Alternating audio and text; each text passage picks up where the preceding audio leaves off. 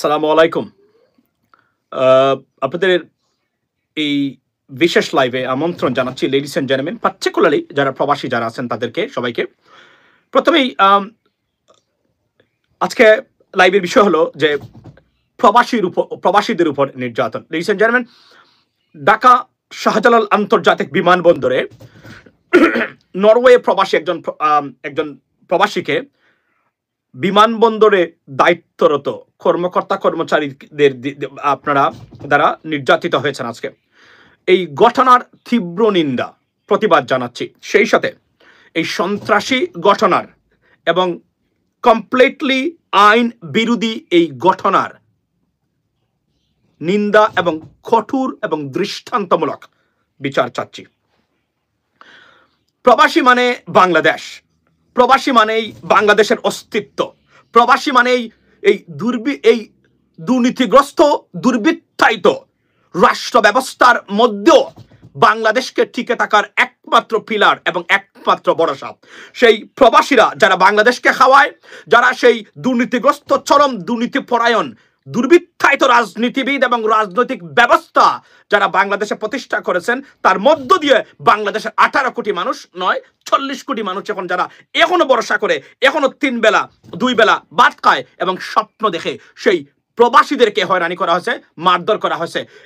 এই অদ্ভুতপূর্ণ আচরণের জন্য বিমানবন্দর কর্তৃপক্ষের আপনার সর্বোচ্চ শাস্তি দাবি করছি এবং যারা জড়িত আছেন তাদেরকে অনতিবিলম্বে একটা নিরপেক্ষ তদন্ত কমিশন গঠন করে এই ঘটনার আপনার বিচার, আপনার তদন্ত করে এই ঘটনার বিচার। এবং আমরা জানতে চাই, আমরা প্রবাসী যারা আছেন তারা কি ঘটেছে এবং কি কারণে একজন প্রবাসীর উপরে এবং ন্যাক্কারজনক সন্ত্রাসী হামলা প্রবাসী আপনার এয়ারপোর্টে, যার বেতন, যার কাপড়, যার চুপড়, যার সব কিছু যাতে এই প্রবাসীদের পাঠানো রেমিটেন্স হয়, সেই প্রবাসীর উপরে আক্রমণ করার এমন ভয়ঙ্কর দুঃসাহস একজন এয়ারপোর্টে দায়িত্বরত কর্মকর্তা বা কর্মচারী দেখাতে পারে, এটা আমরা জানতে চাই। সেই সাথে প্রবাসী কল্যাণ মন্ত্রণালয়, বিমানবন্দর কর্তৃপক্ষ, ডক্টর আসিফ নজরুলের দৃষ্টি আকর্ষণ করতেছি যে আমরা আওয়ামী লীগের সময় এই দুর্বৃত্তায়িত ঘটনা আমরা দেখেছি। এয়ারপোর্টে এমন কোনো সন্ত্রাসী কাজকর্ম নাই যা এয়ারপোর্টে ঘটে নাই আওয়ামী লীগ সরকারের অধীনে। এই সরকারের অধীনেও এমন ঘটনা ঘটবে আমরা কল্পনা করতে পারি না।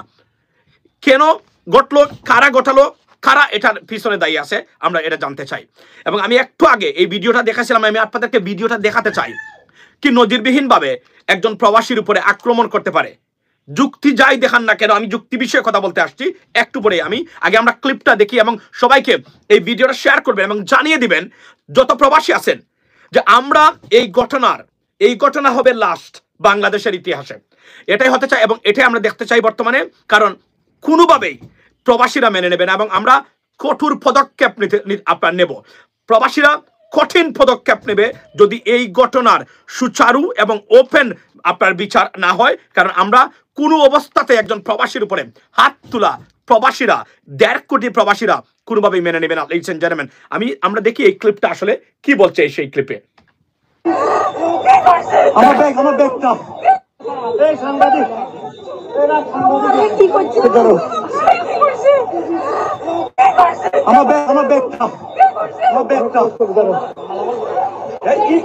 উনি নিজের করতেছি ভালো করে আপনাকে কেন ধাক্কা দিলেন? আচ্ছা, আমি সিভিল লোক। আচ্ছা শুনেন ভাইয়া, আমি ধাক্কা দিচ্ছি ভাইয়া, আপনি ধরতেন না? আমি না ধরি নাই, ধরেন নাই,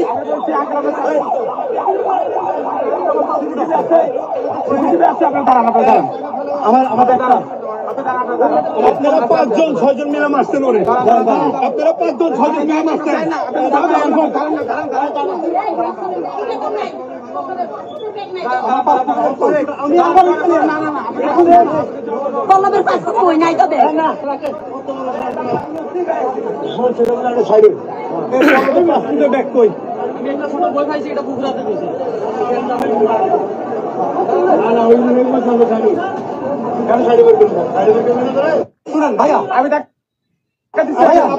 আচ্ছা, আমরা এই হচ্ছেন ভদ্রলোক যিনি এখানে, ওনার নাম হচ্ছে কোহিনুর। সেই ভয়ঙ্কর কোহিনূর একজন পুলিশ কর্মকর্তা ছিলেন, আপনারা জানেন। আমরা এখন জানতে চাচ্ছি যে এই ঘটনাতে আপনি দেখেন এখানে ঘটনা কি, কেন এটা সম্পূর্ণ ওনাদের দোষ। আমি আপনাদেরকে বলি, বলছেন আপনি ধাক্কা দিয়েছেন, দেখেন উনি কিন্তু বলেন নাই আপনি আমার উপরে হাত মানে মেরেছেন, আমাকে ধাক্কা দিয়েছেন। আই আন্ডারস্ট্যান্ড, উনি ধাক্কা দিয়েছেন, ধরে নিলাম ধাক্কা দিয়েছেন। আপনি ধাক্কা দিলে কি তাকে এভাবে মেরে আহত করতে পারেন? আপনি আইনের লোক, আপনার হাতে যদি মনে করেন এটা অ্যাসল্ট, যদি মনে করেন কোনোভাবেই আপনার উপরে মানে আক্রমণ করতেছে উনি, সাথে সাথে পুলিশ ডেকে উনাকে গ্রেফতার করবেন। No one is above the law. উনি প্রবাসী হলে কি হবে? কিন্তু আপনারা 4 জন মিলে তার উপর আক্রমণ করেছেন। আমরা এই সন্ত্রাসী বাহিনী দেয় আমাদের এয়ারপোর্টে আমরা চাই না। আসিফ নজরুল ভাই, আমি আপনার দৃষ্টি আকর্ষণ করতেছি, I will definitely reach out to you.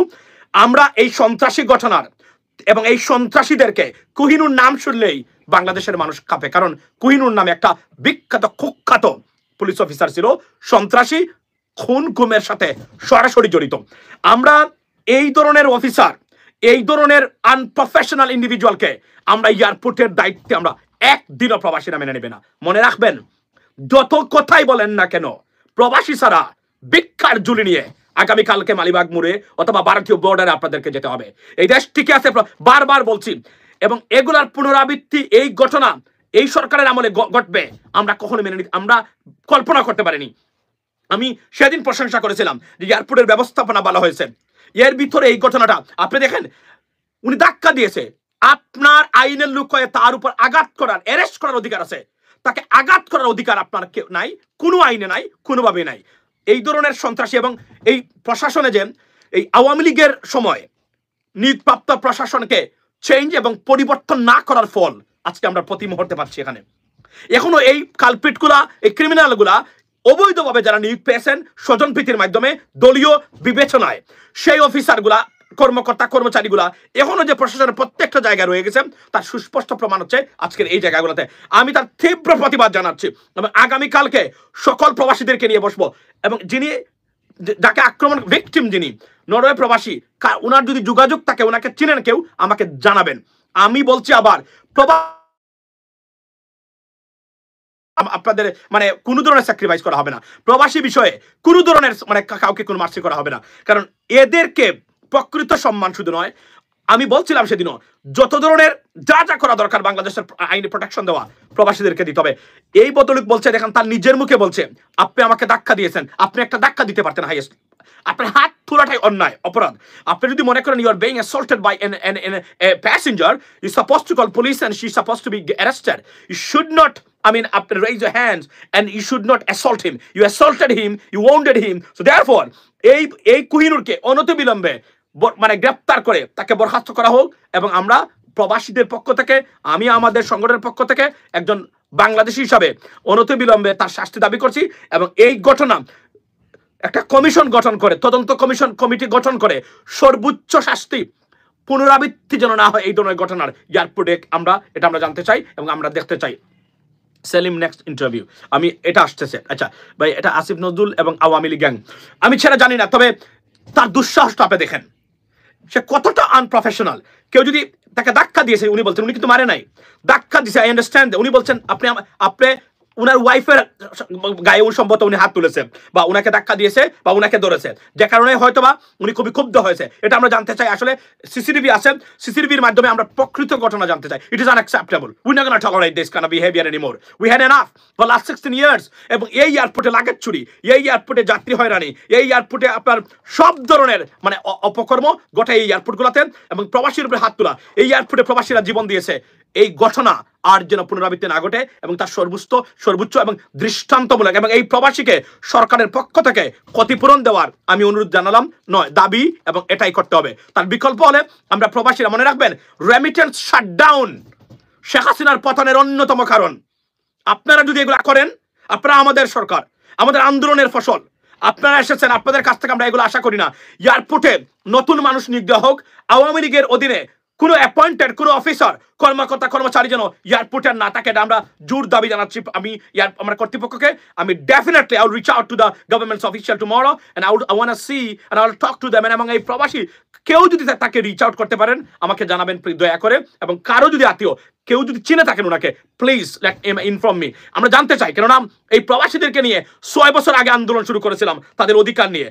কোন অবস্থাতেই মনে রাখবেন, বাংলাদেশে যদি কারো অধিকার রক্ষিত হতে হয় সবার আগে প্রবাসীদেরকে। এই প্রবাসী ছাড়া বাংলাদেশ একটা বেকার রাষ্ট্র, ফকিরের রাষ্ট্র, ফকিরের বাচ্চাদের রাষ্ট্র। সুতরাং এই প্রবাসীদেরকে আঘাত করা, চোখ দিয়ে তাকানো আপনার প্রবাসীর প্রতি, অন্যদিকে অন্যভাবে এই দুঃসাহস যেন কেউ না দেখায় বাংলাদেশে। এবং যত বড় বড় কথাই বলেন না কেন, আপনারা যারা রাজনীতিবিদ আছেন, $1 বাংলাদেশে আনার ক্ষমতা আপনাদের নেই, বরং টাকা পাচার, লুটপাট থেকে শুরু করে যা যা করেন আপনারা করেন। এবং এই প্রবাসীদেরকে আমরা বলছিলাম প্রবাসী সুরক্ষা আইন, I'm definitely going to Bangladesh and I will sit for it and with the officials definitely, and they have to do that. কারণ এই প্রবাসীদের প্রোটেকশন সর্বোচ্চ পর্যায়ে দেশে এবং বিদেশে হতে হবে, তার কোনো বিকল্প নেই। আবারও বলছি, এই ঘটনার তীব্র প্রতিবাদ জানাচ্ছি, নিন্দা জানাচ্ছি, এবং এই সন্ত্রাসী কাজে যে অফিসার, কর্মকর্তা, কর্মচারীরা জড়িত আছেন, এটার কোনো ধরনের ডিফেন্ড নাই, এটার কোনো ধরনের আপনার এটাকে জাস্টিফাই করার কোনো সুযোগ কারণ নেই। মনে রাখবেন, কোনো আইনে বলে না একজন প্রবাসী আপনাকে ধাক্কা দিয়েছে, যদি মনে করেন এটা assault, just arrest him, you know what I mean, have him arrested, but আপনি তাকে আহত করতে পারেন। এবং একজন প্রত্যক্ষদর্শী বলছেন এই ভিডিওতে 3 জন কর্মচারী বা কর্মকর্তা সরাসরি তাকে আঘাত করেছেন, তাকে মেরে রক্তাক্ত করেছেন, এবং on the basis of common sense উনি কেন আহত হলো না? উনার কোথাও কেন রক্ত নেই? উনার কোথাও কেন চিহ্ন নেই কেউ তাকে আঘাত করেছেন? কেন এই ভিকটিম তার, আপনি দেখেন তার তার মানে আপনি যদি তার, if you look at his face, তাকে কিভাবে তার আঘাত করেছে, এবং মুখের উপরে এবং ফেসের উপরে। এই জঘন্য জানোয়াররা এয়ারপোর্টে থাকতে পারে না। আমরা তার তীব্র প্রতিবাদ জানাচ্ছি। অনতি বিলম্বে এয়ারপোর্টের সিকিউরিটি এজেন্সিগুলার রিশাফল করে, রিভালুয়েট করে এদের পজিশন বিবেচনা করা হোক। এরা কারা, কোত্থেকে আসছে, সরকারকে বিব্রত করা কি তাদের উদ্দেশ্য কিনা এটাও জানা দরকার। কারণ এটার এই দুর্নাম রটানো এটাও হতে পারে একটা প্রপাগান্ডা। তবে এই ধরনের কোহিনুররা বাংলাদেশের কোথাও যেন অন্তত পক্ষে চাকরিতে না থাকে, এটা আমরা নিশ্চিত করতে চাই এবং আমরা দেখতে চাই, লিডস এন্ড জেন্টলম্যান। সো আমি এই মুহূর্তে এটাই ছিল আমার বক্তব্য। আগামীকালকে আমি চেষ্টা করব একটা লাইভ করার সকল প্রবাসীদেরকে নিয়ে, কারণ আমাদের অনেক করণীয় আছে। মনে রাখবেন, আমরা এই বিষয়টা তুলেছিলাম 6 বছর আগে। প্রবাসীদের প্রত্যেকটা এবং প্রবাসীরা কোনোভাবে যেন লাঞ্ছিত না হয় বাংলাদেশে, কারণ এরাই খাওয়ায়, এরাই পড়ায়। This is our asset and we depends on our expatriates. Without these expatriates, Bangladesh is a basketless, it's a bottomless basket. এটা বলতে হবে, তার কোনো বিকল্প নেই অন্তত এই মুহূর্তে। কারণ 16 বছরে বাংলাদেশের কোনো ক্ষেত্রেই, বা এই 51-53 বছরে বাংলাদেশের কোনো ক্ষেত্রেই রাজনীতিবিদরা এমন কিছু করতে পারে নাই সত্যিকার অর্থে বাংলাদেশের ডাইভার্সিফিকেশন অফ, আপনার যদি আমি বলি যে এমপ্লয়মেন্ট ওর আর্নিং রেমিটেন্স সুযোগ এখানে এসেছে। So no visa for Bangladesh right now, for who? No visa for Bangladesh right now. So আমরা এটা জানতে, এটা দেশের বদনাম, এবং একটা এয়ারপোর্ট এখন পর্যন্ত এই অবস্থা আছে, এটা কল্পনার বাহিরে। এবং আমরা দেখেছি, আমি সরকারকে বলবি অনতি বিলম্বে, সরকারকে বলছি অনতি বিলম্বে এটা তদন্ত হোক, আমরা জানতে চাই। কেননা মনে রাখবেন, এটার আপনার এই বিষয়টা গুরুত্ব সহকারে সরকারকে নিতে হবে। এবং আমি বললাম এত করে এই সন্ত্রাসী ঘটনার তীব্র প্রতিবাদ জানাই এবং এটার বিচার হোক। আগামীকালকে সকল প্রবাসীদেরকে নিয়ে একটা লাইভ করব, সেই লাইভে আপনারা ওপেন লিঙ্ক দেবো, যুক্ত থাকবেন আমার সাথে, because we got to talk about that again, কারণ এটা এভাবে ছেড়ে দেওয়া যাবে না। এবং this should be the last incident about relating to এক্সপেট্রেটস।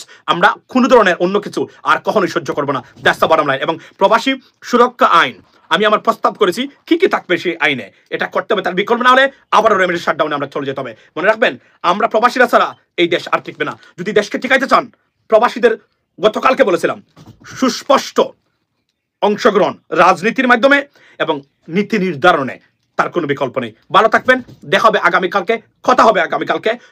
যে কেউ চাইলেই যুক্ত হতে পারবেন আগামীকালকে লাইভে। সে পর্যন্ত ভালো থাকবেন, আসসালামু আলাইকুম। এবং যাওয়ার আগে আবারও বলি, এই সন্ত্রাসী কোহিনুরদেরকে এয়ারপোর্ট থেকে অনতি বিলম্বে বরখাস্তের মাধ্যমে দৃষ্টান্তমূলক শাস্তি দাবি করছি, এবং এই প্রবাসীদের ক্ষতিপূরণ সহ প্রবাসীদের প্রোটেকশন অন্ততপক্ষে এয়ারপোর্টে আপনার নিশ্চিত করার অনুরোধ নয়, দাবি নয়, নির্দেশ দিচ্ছি আমরা প্রবাসী হিসাবে। আসসালামু আলাইকুম।